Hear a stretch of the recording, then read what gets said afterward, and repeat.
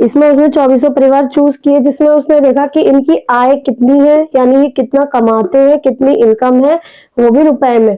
और ऐसे कितने परिवार हैं जिनके पास 0 वाहन है, 1 वाहन है, 2 वाहन है या 2 से ज्यादा वाहन है। इसमें जो वो प्रायिकता पूछ रहा है उस चीज को हमें समझना है।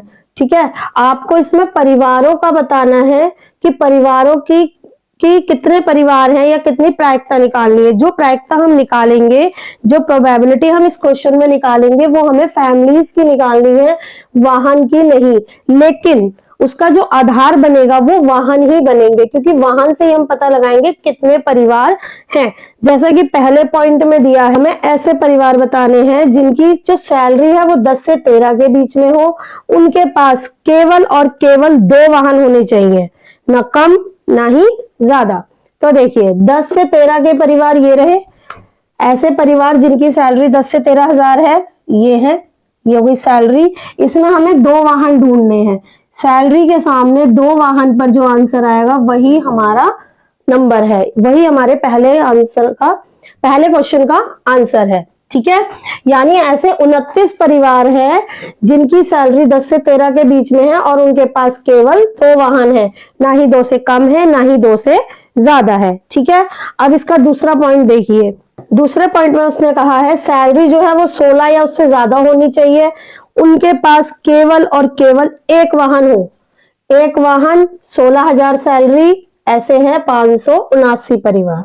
ठीक है, कहा है जिनकी सैलरी 7,000 से भी कम है, ऐसे परिवार बताओ जिनकी सैलरी 7,000 से कम है, उनके पास कोई वाहन नहीं है। तो वो हो गए 10 परिवार।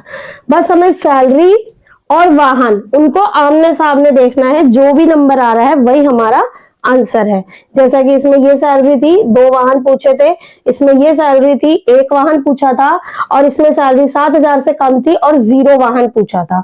ठीक है, 4th पॉइंट देखिए। अब हमें बतानी है जिनके पास 13 से 16,000 सैलरी है और उनके पास 2 से ज्यादा वाहन है। 2 से ज्यादा वाहन कितने परिवारों के पास है? 25। ठीक है, 2 से कम नहीं पूछा है। अगर वो 2 से कम पूछता तो हम ये सारे परिवार ले लेते। उसने पूछा है 2 से ज्यादा, तो 2 से ज्यादा सिर्फ 25 ऐसे परिवार हैं जिनके पास 2 से अधिक वाहन है। तो लास्ट पॉइंट है इसका, 5th पॉइंट। उसमें उसने कहा है ऐसे परिवारों की संख्या बताओ जिनके पास 1 से ज्यादा वाहन नहीं होना चाहिए। 1 हो सकता है, 1 से कम हो सकता है, लेकिन 1 से ज्यादा वाहन नहीं होना चाहिए।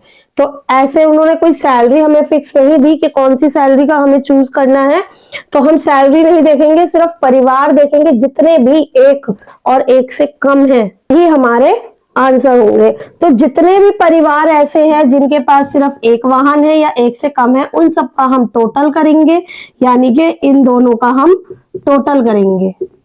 तो जो भी आंसर आएगा वही हमारे 5th पॉइंट का आंसर है। बिकॉज उसने सैलरी का तो हमें बताया नहीं कि कौन सी सैलरी चूज करके हमें परिवार निकालने हैं, सिर्फ उसने कहा है 1 से ज्यादा नहीं होने चाहिए, 1 हो सकता है या 1 से कम। इसका मतलब यही है। तो जिनके पास भी 1 वाहन है वो सभी परिवार लिए जाएंगे, और जिनके पास 1 भी वाहन नहीं है वो सभी परिवार लिए जाएंगे और उनका टोटल किया जाएगा। ठीक है, तो चलिए अब हम इसे करके देखते हैं। तो आई होप आपको ये समझ में आ गया होगा कि हमें ये क्वेश्चन कैसे करना है। चलिए अब हम इसको करते हैं। अभी मैंने आपको ये समझा दिया है, अब हम इसको लिखकर करेंगे। जैसा कि पहला पॉइंट है हमारा कि 10 से 13,000 की सैलरी वाले कितने ऐसी फैमिलीज हैं जिनके पास 2 वाहन है। तो इसको लिखेंगे कैसे?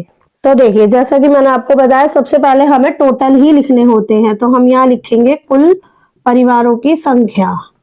तो ऐसे कितने परिवार हैं? टोटल 2400। अब हम इसका पहला पॉइंट करते हैं। हमें प्रायिकता में आंसर निकालने में इतना इशू नहीं आता है, आंसर बहुत इजीली सॉल्व हो जाता है।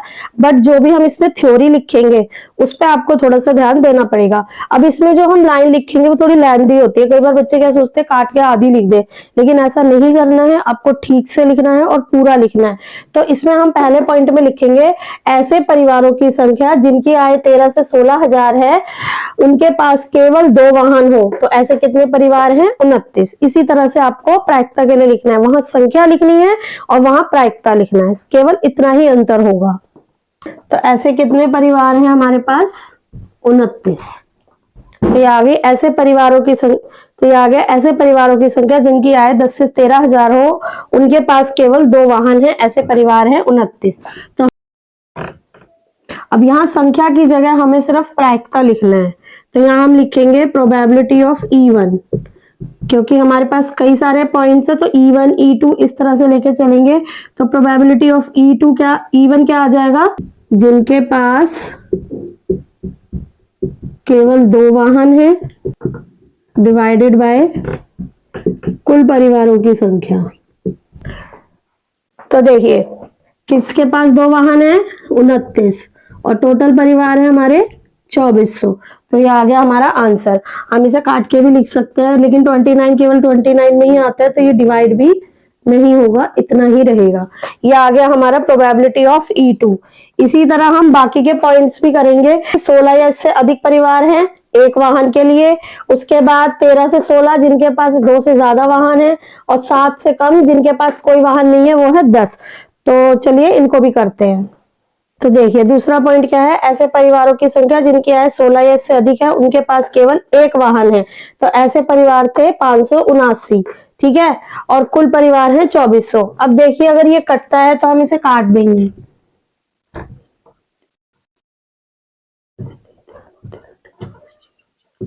तो ये हमारा आंसर आ गया 193 डिवाइडेड बाय 800, ठीक है। अब इसका तीसरा पॉइंट में उसने कहा है जिनकी सैलरी 7,000 से भी कम है और उनके पास कोई वाहन नहीं है, तो ऐसे परिवार हैं 10।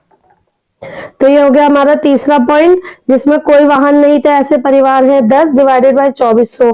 तो 0 से 0 कट गया और हमारा आंसर आ गया 1/240। तो अब हम इसका फोर्थ पॉइंट करेंगे। जैसा कि हमने फोर्थ पॉइंट में देखा था कि 13 से 16,000 की सैलरी वाले ऐसे कितने परिवार हैं जिनके पास 2 से ज्यादा वाहन है, वो है 25। तो हमने इसे लिख के और यहाँ डिवाइड किया तो हमारा आंसर आया 1/96। इसी तरह फिफ्थ में हमने समझा था कि जिनके पास एक से ज्यादा वाहन ना हो, तो ऐसे कितने परिवार हैं, ऐसे परिवार हैं 0 वाहन वाले और 1 वाहन वाले परिवार। तो हमने क्या किया, जो 0 वाहन वाले परिवार थे और एक वाहन वाले परिवार थे, उन सबका हमने यहाँ पर टोटल कर दिया। टोटल करके आंसर आया 2062। मतलब कि 2062 ऐसे परिवार हैं जिनके पास एक से ज्यादा वाहन नहीं है। उसके बाद हमने इसे डिवाइड किया तो हमारा आंसर आ गया 1031 डिवाइडेड बाय 1200। तो ये हमारा क्वेश्चन नंबर 5 कंप्लीट हो गया है।